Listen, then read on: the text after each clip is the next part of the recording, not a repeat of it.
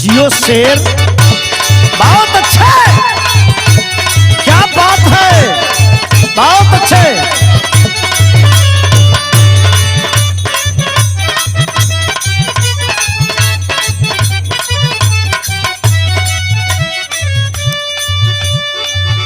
अच्छा साथियों, नौबरार देवारा जदीद किताब प्रथम उल्टहवा की सम्मानित जनता को मैं अशोक लाल यादव प्रणाम करना चाहता हूं और नौजवानों, दिलों की धड़कन, परम आदरणीय गरीबों, मजदूरों, किसानों की लड़ाई लड़ने वाले वर्तमान प्रधान श्री चंद्रभान यादव जी, जो गरीबों, मजदूरों, किसानों के लिए 24 घंटा तैयार रहते हैं और शमशान से लेकर के सिंदूरदान तक समय देने का काम करते हैं।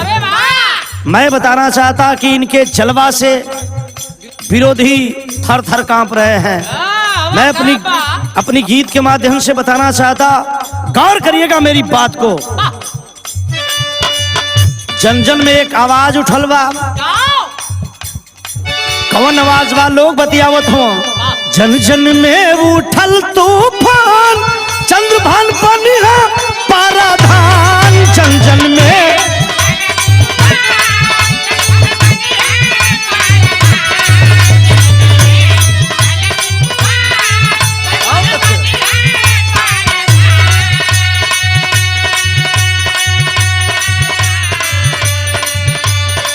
जन जन में उठल तूफान, चंद्रभान बनिहा पाराधान। घर घर में उठल बा लहरिया ये बाबूजी, घर घर में उठल बा लहरिया ये बाबूजी। हिलल बा विरोधिन का, हिलल बा विरोधिन का टंगरिया ये बाबूजी। हिलल बा विरोधिन का।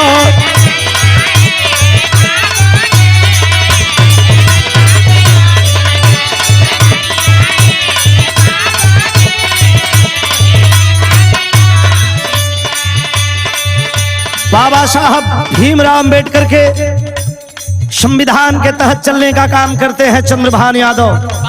मैं अभी हाल में सुना हूं, जो बाढ़ राहत पैकेज वितरण हो रहा था, उसमें चंद्रभान यादव ने 900 देवरांचल के वासियों के लिए पैकेज बनवाए, लिस्ट बनाए, लेकिन कुछ प्रतिबंधियों द्वारा इशारा कर दिया गया, चुगली कर दिया गया। आप जानते हैं जयचंद भी है, जयचंद भी बहुत ज्यादा लोग हैं। जयचंदों ने एक षड्यंत्र रचा और जाकर के लेखपाल से बताया कि अगर 900 पैकेज मिल जाएगी तो फिर चंद्रभान यादव की छवि देवरांचल में बरकरार रहेगी, फिर जीत जाएंगे। और कटवा करके 250 पैकेज बनवाने का काम किए। तब चंद्रभान यादव, नौजवानों, दिलों की धड़कन, कहे मैं गैर खिलाफी बर्दाश्त नहीं कर सकता, भले झुक जाए गगन, पश्चिम में भान उगेगी, मिटेगी ना वतन की प्रहरी। जब लेखपाल इनकी लिस्ट को फाड़ दिया तो फिर बचा क्या बचा? चंद्रभान यादव कहे कि देवरांचल के लिए, अपने नौबरार देवारा जदीद किताब प्रथम की सम्मानित उल्टहवा की जनता के लिए अगर मुझे कुर्बान होना होगा तो मैं हो जाऊंगा, लेकिन सर झुकने नहीं दूंगा और लोगों का अपमान बर्दाश्त नहीं है। लेकिन कहना है क्या, दुखिया गरीबा बन का बनी के संघाती।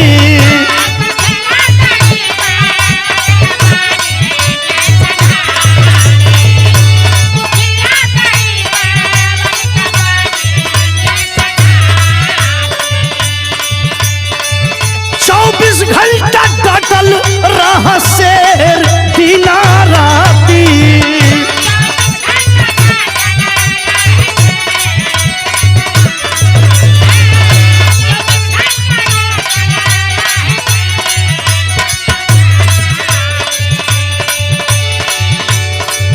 उल्टा हवा का ऐलान,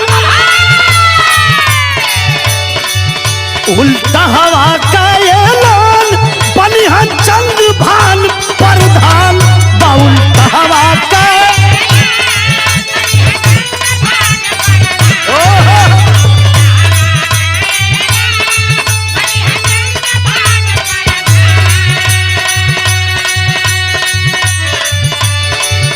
यहाँ खैहा गरीबन का नेवरिया ये बाबूजी, यहाँ खैहा गरीबन का नेवरिया ये बाबूजी। हीलल बापी रोधिन का, हीलल बापी रोधिन का टंगरिया ये बाबूजी, हीलल बापी रोधिन का।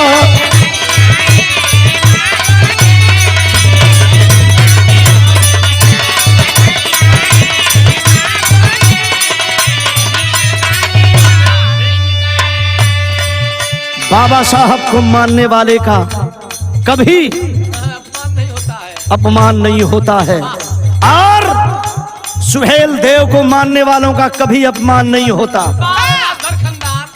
और मैं बताना चाहता, वीर एकलव्य को मानने वालों का कभी अपमान नहीं हो सकता। जो वीर थे और मेरे महापुरुष अपने बलवेदी पर अपने आरक्षण के लिए, अपने पिछड़े वर्ग के लिए लड़ाई लड़े। और मैं बताना चाहता, वीर एकलव्य हो, चाहे सुहेल देव हो, चाहे बाबा साहब हो, और चाहे वह बंग देश के राजा महिष, जिनको महिषासुर बताया गया, अपने लोगों की लड़ाई लड़ने के लिए कुर्बान हो गए। इतिहास में नाम अंकित है। उसी तरह चंद्रभान यादव गरीबों की लड़ाई लड़ने के लिए हमेशा तैयार रहते हैं। मैं बताना चाहता, 27 साल से चकबंदी का काम रुका था। विरोधी के जानला खाली वही में 3-5, रोटी से किया कुल। लेकिन मैं बताना चाहता हूं, अंगूठा टेक प्रधान नहीं है चंद्रभान यादव, और शेर हैं। अपनी बात अपने दम और अपने बाजुओं के दम पर कह लेते हैं और सुना लेते हैं। विकास भवन से योजना लाने का काम, इंटरलॉकिंग हो, सीसी रोड हो, चाहे वह खोर खरंजा का काम हो, चाहे 2000 राशन कार्ड का सवाल रहा हो, हर गरीब की झोंपड़ी तक, हर गरीब के परिवार तक राशन कार्ड देने का काम किए। और 27 साल से चकबंदी का काम रुका, उसको करवाने का काम चंद्रभान यादव ने किया है। और मैं बताना चाहता, इतना ही नहीं, हर गली हर चौराहे पर एक चर्चा है कि अब की बार फिर चंद्रभान यादव जीतेंगे, और अब की बार इतना वोट से जीतेंगे कि पिछली बार से ज्यादा वोट अब की बार होगा। वहां की जनता मुझसे बता रही है। लेकिन मैं कहना चाहता, धन्य धन्य माई चावलिन के जाना मवली,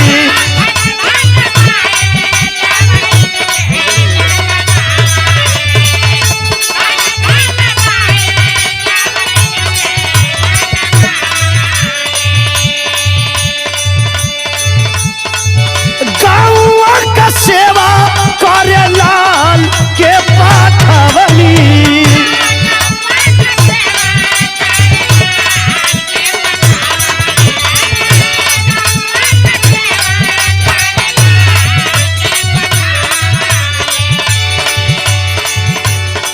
जनता करत बाई सारा, सोचे वाली बात है जितेंद्र भाई, जनता करत बाई सारा, प्रधान बनी है दोबारा। जनता करत बा,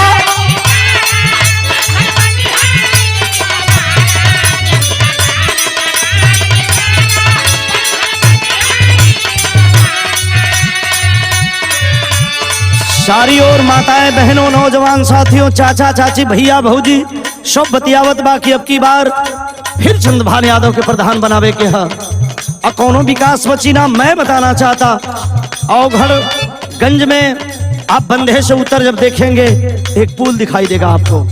वह पुल बनवाने का काम परम आदरणीय श्री चंद्रभान यादव प्रधान एंड पहलवान जी ने किया है। मैं बताना चाहता, गौर करिए मेरी बात को।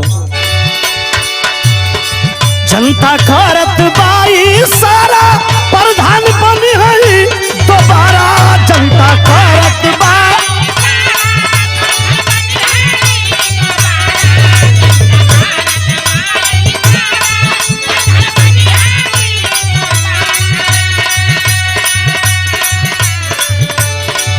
जन जन में उठल बा लहरिया ये बाबूजी जन जन में उठल बा लहरिया ये बाबूजी हिलल बा विरोधिन का हिलल बा विरोधिन का टंगरिया ये बाबूजी हिलल बा विरोधियन का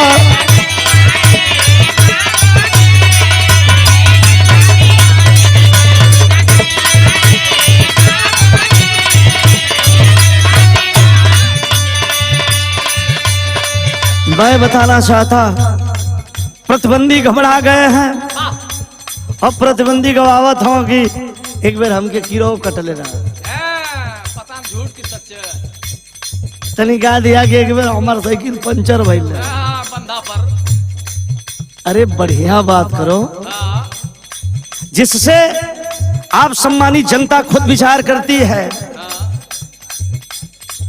किसमें कितना दम है और चंद्रभान यादव हर समय गरीबों मजदूरों किसानों की लड़ाई लड़ने का काम करते हैं और वहां की जनता का सवाल है दौरांचल के लोग एकजुट हो गए हैं और हर तरफ एक ही नारा है एक ही नारा है चंद्रभान यादव फिर दोबारा है कहना है भैया से भौजी कहा बात जन बोलैहा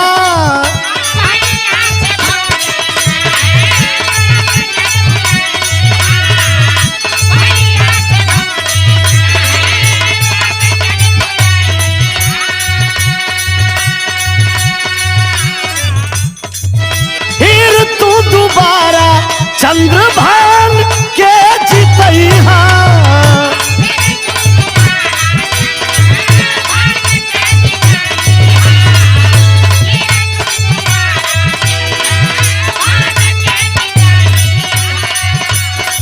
जनता करत बाई सारा जनता करत बाई सारा गुजे चौमुख नारा जनता करत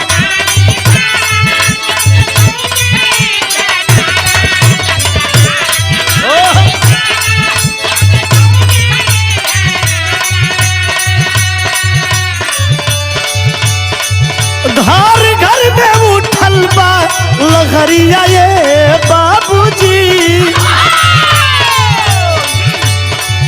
घर घर में उठल बा लहरिया ये दादा हो हिलल बा विरोधियन का हिलल बा विरोधियन का टंगरिया ये दादा हो हिलल बा विरोधियन का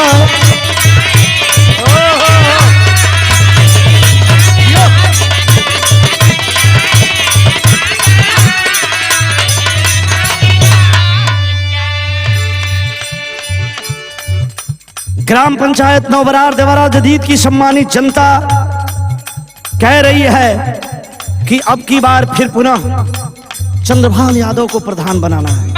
क्या बात है? ये लिए हम आप लोगों से निवेदन यह करब गायक कलाकार अशोक लाल यादव चाचा चाची भैया भौजी ए चाची ए माई ए बहनी दुकान वाले भाई सब्जी वाले भाई दूध वाले भाई मत भूलिएगा फिर पुनः चंद्रभान यादव को प्रधान बनाइएगा। ए लिए प्रतिबंधी जितना घूमत हो जबले चुनौआ करीबे आवत हो तबले बड़ा बड़ा वादा करी वादा तो वादा करी सूद के 4 परक पहलवा से लगी गोड़ धरे आज ऐसे चुनाव बीतल ओकरे बाद फिर 5 साल तक यहाँ ना आप लोगों के विचार करे के है और आप लोग भली भांत वर्तमान प्रधान चंद्रभान यादव को आप भली भांत जानते हैं। देख ही रहे हैं। हर समय गरीबों मजदूरों किसानों की लड़ाई लड़ने का काम करते हैं इसलिए आप लोगों से निवेदन है और कहना है क्या आर शीशी लागवई है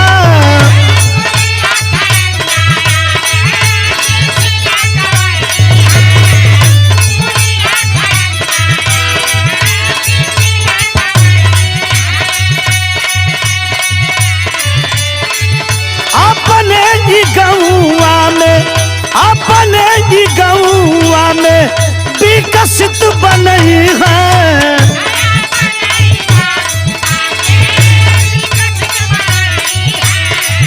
अपने ही गौआ के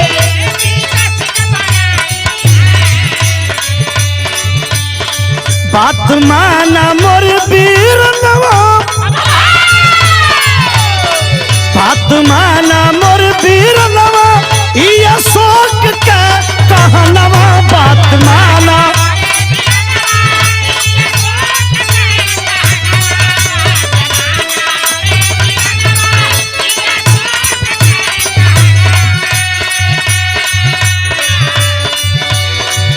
यहाँ खई है गरीबन का नेवरिया ये बाबूजी चल भल खई है गरीबन का नेवरिया ये बाबूजी हिलल बापी रोधिन का हिलल बापी रोधिन का टंगरिया ये बाबूजी हिलल बापी रोधिन